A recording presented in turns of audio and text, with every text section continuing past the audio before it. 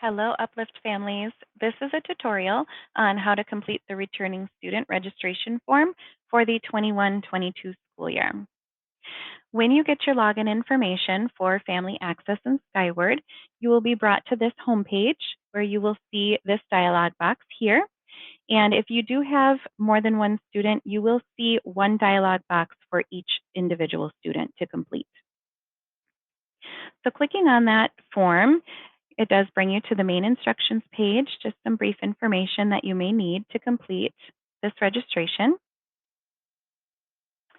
Moving on to the student information section, some of these parts will not be able to be edited by you. So if you do find that there is an error in the information, please email me at registrar@uplift-mi.org, and I will be able to help make those adjustments. Under the home phone here, if your phone number has changed, that information will be able to be edited under family information, and then it will change here.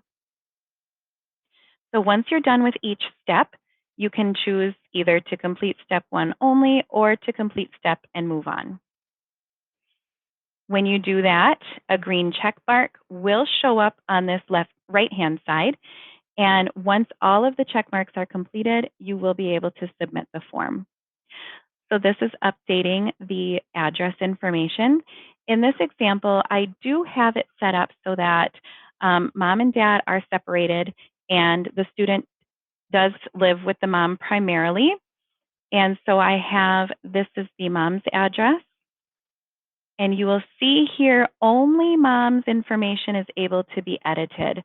So in this example, I would have a login information, username and password for dad as well, and he will be able to go in and edit his personal information.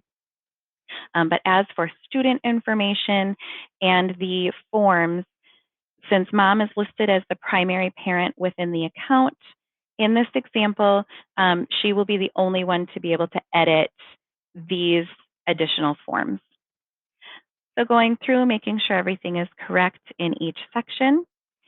The emergency information and health information sections are both optional.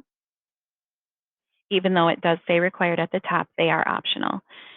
Emergency contacts, these are required, and so we do have the parents listed here automatically since under the family information section, they were listed as an emergency contact. And then also I do have an example of grandma being listed as well. We do require that an additional emergency contact be listed, someone who lives outside the home and is not a parent or guardian. Again, this is optional. Going on and verifying your student's ethnicity and race, click continue, verify that this is correct, and continue on. These additional information forms, the forms are required to be completed, and so read through the information and select your response.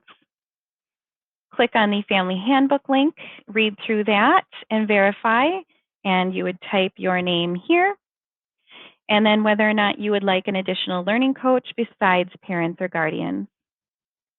If you do select that you would like a separate learning coach account created, an email is required. The technology agreement, this goes through our agreement, and also asking questions on how your computer is working. Let's see, so I'll say yes. If no, give a brief description of what's wrong, and let us know whether or not you will be needing to return that to our IT department to be repaired or maintained. If you do select yes, here is the information on how to get a return label. And again, type your name and the date that you submit this form.